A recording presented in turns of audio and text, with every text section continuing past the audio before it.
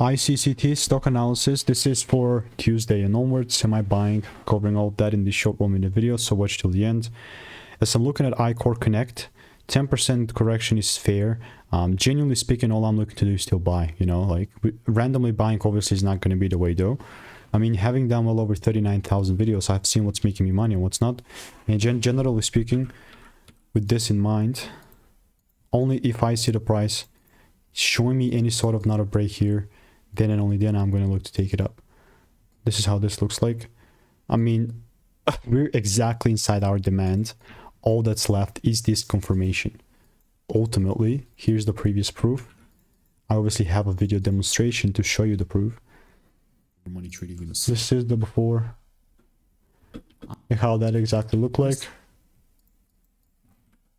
And since it delivered, now we're here. I'm just looking to double down.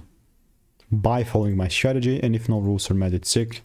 I mean, I'm not gonna force anything. I had some previous receipts in the Discord, and I'll see you in the next one. Goodbye and enjoy.